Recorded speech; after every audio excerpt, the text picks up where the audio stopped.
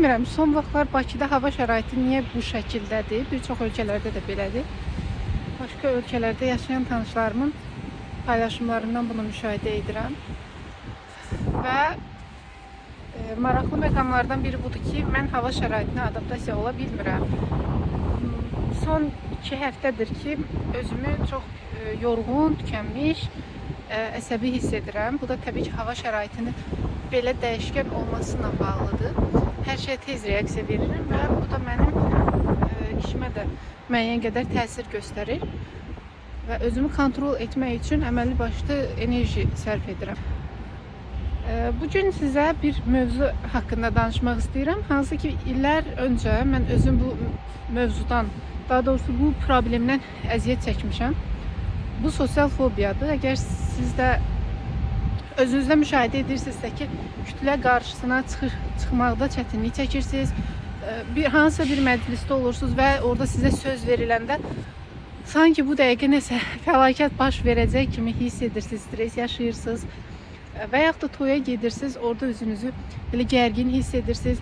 İnsanlar çox olan yerdə bir sözlə müəyyən somatik əlamətlərlə özünü göstərən bir vəziyyət yaşayırsınız. Bunun adı sosial fobiyadır. Yəni mən qısaca tam əlamətlərini sadalamıram, amma əsas məsələ insanlar arasında özünü gərgin hiss etmək, stresli hiss etmək, söz demək haqqı verildikdə geri çəkilmək, yox mənlik deyil, mən bacarmaram demək. Bütün bunlar bəzi insanlar düşünür ki, normal bir şeydir və yaxud da mən utancağam bu xarakterimdən dolayıdır, amma bu heç də belə deyil. Bu sosial fobiyanın əlamətidir və müalicə olunmalı bir problemdir. Və mən də yeniyetməlik dövründə sosial fobiyadan əziyyət çəkən biri olmuşam. Hətta deyərdim ki, ən yüksək səviyyəsi olub, evdən çölə çıxmaq, kimləsə söhbət etmək, ünsiyyət qurmaq. Bu təkcə digər insanlara qarşı belə deyildi. Həmçinin öz ailə üzvlərimə qarşı da belə bir vəziyyətdə idim. Amma bir müddətdən sonra sosial fobiyanı özümdə yavaş-yavaş aradan qaldırmağa nail oldum. Hazırda gördüyünüz kimi çox sərbəst bir şəkildə sizinlə ünsiyyət qururam və kütlə qarşısında stres səviyyəsini tənzimləməyə çox gözəl şəkildə bacarıram. Sizdə də belə problem varsa, mütləq şəkildə bir mütəxəssisə müraciət edin. Onu da qeyd edim ki, sosial fobiyanın kökündə əsasən tənqid olunma qorxusu dayanır.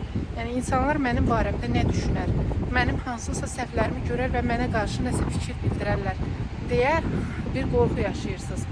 Və bu qorxudan dolayı insanlardan çəkinirsiniz. Qaçma davranışı deyirlər buna. Yəni problemlə qarşılaşmamaq üçün həmin o problem yarada biləcək situasiyalardan qaçırsınız. Amma qaçış çıxış vasitəsi deyil, çıxış yolu deyil. Vaxt itirmədən mütəxəssisə müraciət etmək lazımdır. Terapiya vasitəsilə siz 15-20 seansa bu problemin öhdəsindən gələ bilərsiniz. Əgər daha dərin terapiya istəyirsinizsə, problemin köklərini araşdırmaq istəyirsinizsə, bir müddət daha artıq vaxt lazımdır. Əsas olaraq problemin qurtuluş